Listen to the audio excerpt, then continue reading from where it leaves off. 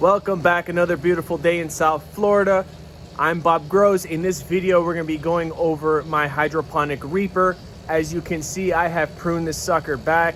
It was taking up all of the real estate. It was crossing into where my tomatoes are, where my little baby tomatoes are back here. It was going everywhere. So I decided to prune this guy back. I also did a couple other things. It is in fact a Carolina Reaper. Here you can see we have one. I mean, it's absolutely beautiful. It doesn't get much nicer than this.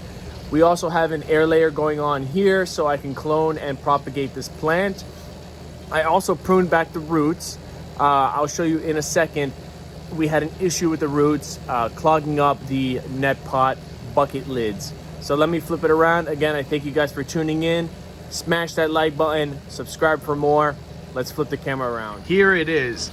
As you can see, I did a pretty dramatic pruning here. I pruned this thing all the way back. There's actually two plants, plant one, plant two.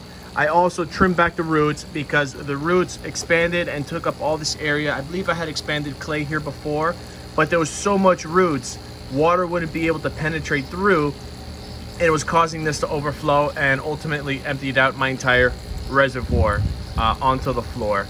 So since then, I pulled it all apart. I removed all the clay balls and I replaced it with the hydrogen clay, and I replaced it with this lava rock, which works just as well. The issue with the lava rock is that if you don't have a plant that has a big root structure already or a nice stem, it's going to be difficult to support it with the lava rock. The clay balls would be better. The clay hydrogen clay would be pebbles would be better for that at that point. But as you can see, it's already recovering and growing back. Like I said, this was a very dramatic prune. And I also have an air layer here so I can propagate this branch. Again, this is a very aggressive air layer, so we'll see how this turns out.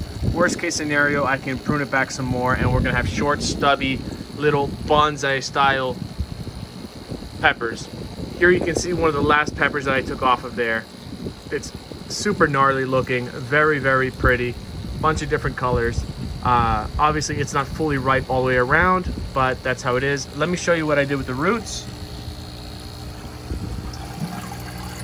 So I pruned them back. They don't look good right now because the new roots are starting to come through, and it was a very dramatic trim.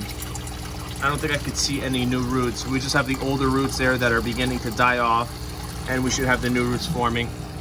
The roots might look ugly, but you can see from all this new growth that the plant is doing just okay. So before you know, we're gonna have those new roots coming through. Let's take a look in here, see if we can see anything interesting.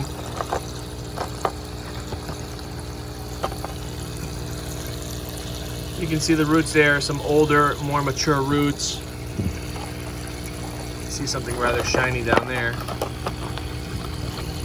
But anyway, guys, I just wanted to give you all an update on how the Reaper is doing. I will give you guys an update when this air layer is ready. That's gonna be a super short, stocky air layer.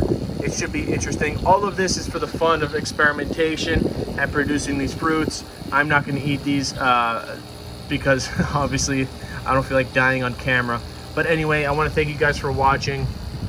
Remember, this runs standard master blend tomato formula 41838, along with the calcium nitrate and the Epsom salt. For those of you wondering what my drain looks like, let's see. Oh, something shiny in there. That's all it is. It's just a big hole. Remember, I have since then removed the little brass fittings because they were getting clogged. And I just have this water dripping from the top, and eventually it'll grow back.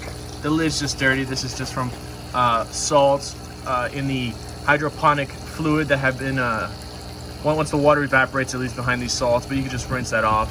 But I just want to show you guys, the stem is super thick. That's my piggy there. My hand's already disgusting. Super thick stem. This is like a little bonsai we have going on, but it was going into where my tomatoes are. It was going over this way to where my other little baby tomatoes are.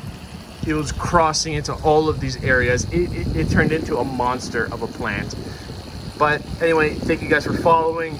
Like, subscribe. Any information, any links that you need are down below. Okay, till next time, peace.